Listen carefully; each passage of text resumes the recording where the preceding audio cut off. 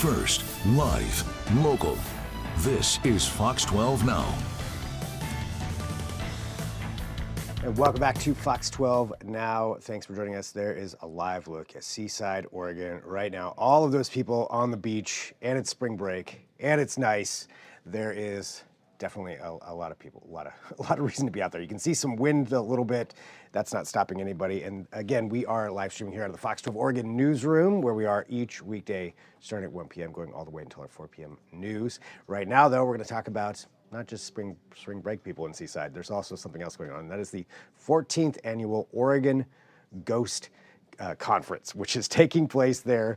And what is a ghost conference? We're going to find out during this interview, because we spoke to the founder of the festival. Rocky joined us. He actually came here in studio, and we talked about not only the conference, but also ghost investigations. There's a lot in this. Let's just go straight to it.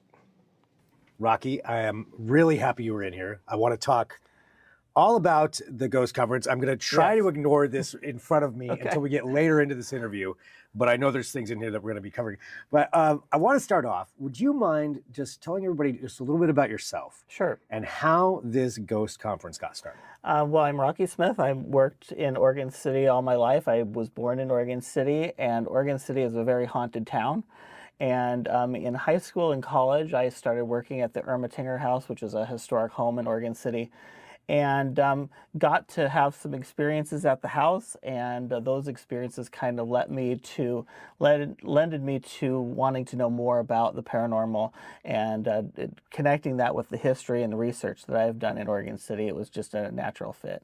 Yeah, and okay, you said you had some experiences. Yeah, so What my were they? first experience at the Ermatinger House was actually a chair moving. Like, I was closing the house up, and this is, when I started working there, I'd been working there maybe a month, and there was always some stories about the ghosts at the Ermatinger House, but there's a steamboat captain that was said to sit at the head of the table, and so the chair would be pushed in at the head of the table, and if you walked by that chair, like I was closing the house up one evening, walked back into that room a few minutes later, and that chair had pulled out. Now, I didn't see it pull out, but the house was locked, and I was the only one there. And the chair ended up moving into a place that was blocking the pathway that I just walked through.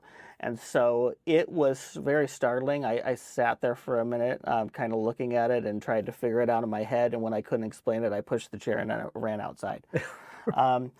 So it was really about trying to tell the story of the spirits of this house and the places there. And when the house started being, the house started deteriorating. The city was neglecting it to some degree. And so when the house was starting to fall apart, it was condemned. And so at the time that I was wanting to tell the history of the house was closed. And so I spent a lot of years trying to get the house renovated. And were you were successful? Yes, it's now open to the public. The city owns it, and it's beautiful. We've spent a pretty good amount of money through state grants and city things to get it renovated. But yeah, it was about a 10-year process. Wow. And so you did that, and then at the same time, you have the Oregon Ghost Conference. Yes. Well, so the experiences in Oregon City led to a ghost tours because of the history connection and the house. And those ghost tours basically led to creating a convention. Basically, I wanted to find a place to promote my tours. And there were a couple small conventions that were going on in the Portland area, but those didn't expand, and they kind of died off. And so me and my friend William decided to start the Oregon Ghost Conference. He's now moved on to other things, but I still do the Ghost Conference. It's gotten bigger and bigger every year. And what else involved with the Ghost Conference itself? Wow. We have the investigations. The investigations are a big part of it. We have 5 different locations in Seaside and then the Astoria Elks Lodge. So people will be able to go on late night investigations into the early morning to explore these haunted buildings and explore their history. The convention itself has over 100 vendors. We have speakers, we have classes, almost over 40 classes. So there's all sorts of events. I think, over 100 more events that we got going on over the weekend. That is a lot of stuff people can participate in. What do you think it is about Seaside and Astoria and that section of the Oregon coast that makes it such a great place for a ghost conference? Well, the Northwest in general is kind of the dreary, rainy kind of coast and Oregon in general, but you have with the Oregon coast and especially Seaside and Astoria, Native American history that's similar to Oregon's, my experiences in Oregon City. But then you have the shipwrecks, and you have you just out on the coast. You have terrible Tilly. In core of Seaside, lots of amazing history. So you have the Gilbert district, and you have there was a fire in Seaside, actually a fire in Astoria as well. A lot of these early towns had these fires that have, lost a lot of their city's history. And so the Gilbert block is a pretty active place in Seaside, but the convention center itself is even haunted. In fact, Really? when the city of Seaside asked us to move this event from Oregon City, because that's where it started, to Seaside, that was one of their sales pitches, was the convention center's haunted, and they'd share videos and surveillance stuff about things that were happening in the building with me to show that. So it's pretty cool. That I've been to that convention center. I did not know there were hauntings there. Most of the area that has the activity was kind of sealed off when they did the remodel, not because they were intending to hide it from the public, but because that convention center is right up against the river, and so the expansion of the convention center kind of filled up the space, and so they used the hallway that has the most issues as a loading dock and things like that. So there's really not a lot of access to the general public there anymore. All right. Well, let's talk about what we do have here in front of us. So clearly, Ghostbusters proton pack, made famous from the Ghostbusters movie, which I think is one of the first pieces of equipment people think about when they're thinking about ghosts and ghost hunting or ghost investigating, but not reality. Yeah. Reality is actually pretty simple. Most simple investigation tools were never made to be for hunting ghosts or investigating ghosts. I basically don't use the word ghost hunting too much, but what you're really doing is haunting. You're really trying to hunt for things that are not paranormal. Okay. So the ghost equipment is really looking for things like EMF, electromagnetic fields, and you're trying to find things that could be causing the experiences that you're having and eliminate the normal things and try to see what's left when you're done with that. The more things that you have happen in an investigation, obviously, the more convincing that evidence is. So K2 meters are just basically reading electromagnetic fields. So it would be a tool that you would use for looking for something faulty in wiring, but it will pick up with any electrical device will pick up the lights and show the readings. So if you have something happening and you've eliminated all the electrical sources and you still have these lights going off measuring EMF, then if that's connected to a cold spot and an experience and a photograph or a video, then you start adding up the things that you could kind of eliminate and getting down to what's really happening. Just kind of like it's ghosts or hauntings by attrition, just like getting rid of, knocking off the other stuff. And that's basically what most of these are. These are all EMF detectors. This is a Mel meter, which actually was created by a gentleman who his daughter passed away, and he created this, and actually encompasses several things, not only EMF detection, but also temperature and other readings in this device. And so there's kind of an all-in-one device that it can help you read multiple different things. That way you can kind of build up those different, but it's very similar. All these tools, are pretty basic that you would use for, a lot of other things other than ghosts. This would be but for like a haunting 101 kit. Sure, this exactly. Would be haunting investigation. There's a lot of companies now that make much more elaborate pieces of equipment based on this original kind of idea, and you can get all sorts of elaborate things. I think Joss and Monique from Fright Life Paranormal did a TV spot last year, and they brought a bell. It's kind of like the old hotel bells that you ding. Yeah. And it's hooked to EMF detection so that when you're asking a question, that bell can go off. And it's really weird to hear that bell going off when you're asking unnerving. Questions. And I think they showed that on TV too. So there's a lot of different equipment that has come from this basic idea. I'm looking at this one here, the ghost meter itself.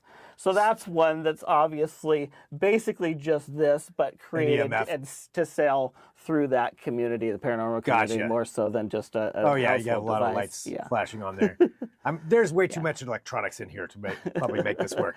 And then I do notice this too. I mean, Yeah, sorry, I'm that's just fascinated by regular all of these. temperature, Just a temperature gun. readings. Okay. Which basically that device and these device K2 is this in one. Okay. Yeah. So bringing all of them together, that's the combined Yeah. thing. Why do you think it is?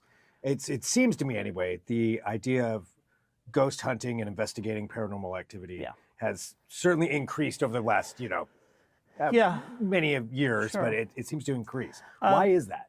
I think it's, many issues. One of the issues is people are more comfortable talking about it. I found, even 10, 20 years ago when I started telling stories or talking about my own experiences, people weren't willing really to share that. Right. Or maybe in this case that I was working in a city building, maybe the city or certain businesses wouldn't want to talk about the history of their place because of a fear of that or how people or customers might react. But I think that the way I've approached it with basing it on history is kind of erases that. I don't try to make a judgment what ghosts are. That's for everyone to do themselves. I kind of say, here's the experiences I've had, here's the history I know, and what do you think? Yeah. And I think that's what's intrigued me the most. And that's a lot better and easier way to approach it. I think the TV shows, the events that happen that open this event has built a community in the Northwest that allow people to have a conversation.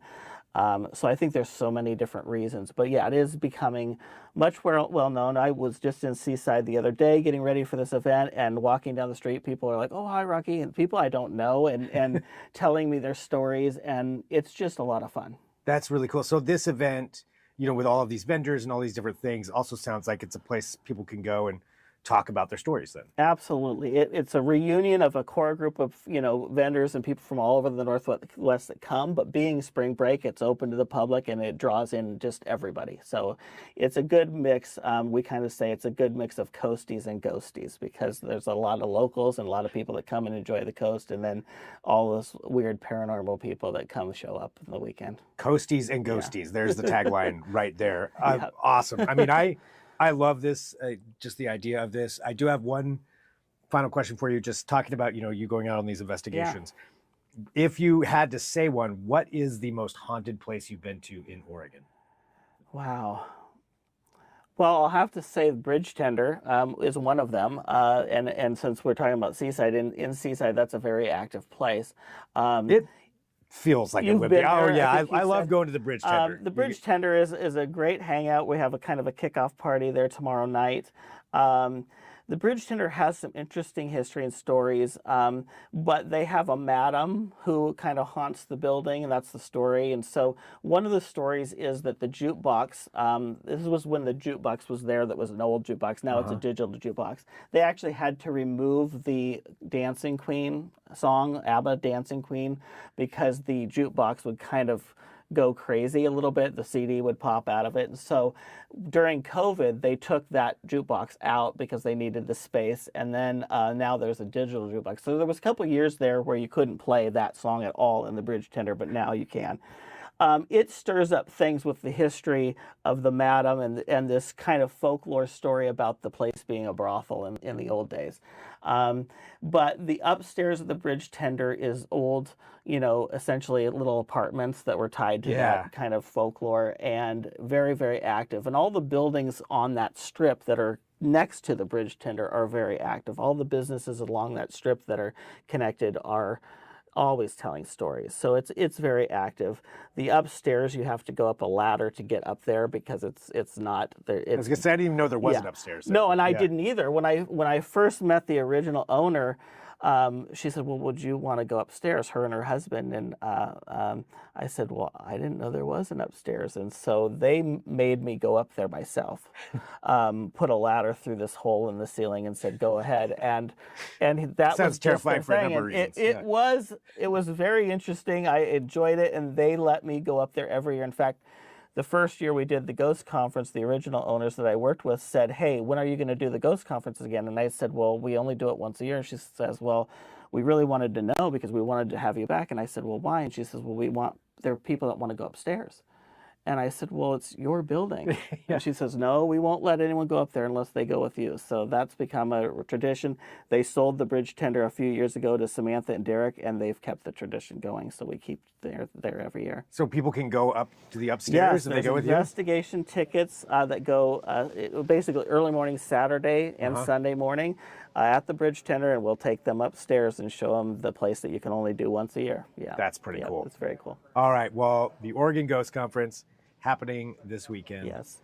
People can go see it. Anything else you want to let people know about? Get tickets. There's still tickets available. You can buy tickets on site or online, OregonGhostConference.com. All right. Rocky, thank you so much. I really want to investigate this place. I do kind of want to investigate this place. Anyway, Coasties and Ghosties, as he just said, over there in Seaside for the Oregon Ghost Convention. And big thank you to Rocky for coming into that to talk about it. And we've got plenty more for you every day here on Fox 12 Now, because we are live from 1 p.m. to 4 p.m. We're also live from 11 a.m. to noon with Good Day Oregon Plus. So a lot of longer form interviews and segments like this, and a lot on the way. So thank you for joining us, though, here today. We're going to go ahead and sign off for right now. Our 4 p.m. news is coming up here shortly, so we'll have updates on all those stories we've been covering for you all day. Weather update, all kinds of things happening there. So that is just mere moments away. And whatever platform you're watching us on right now, or at least if you're on our website or our apps, which I definitely recommend downloading the apps. There are apps for Roku, Fire TV, and Apple TV as well. And with those, you can watch anything live, like us, but also after the fact, those videos will be up there, including our regular newscasts, all of Good Day Oregon, and then all of the different specials, investigative pieces. There's hours and hours and hours of things on there, so you can take a look and find what you like, and then go ahead and check it all out right there. All right, but for now, we'll sign off. Thanks for joining us. I'm Greg Nibbler. This is Fox 12 Now.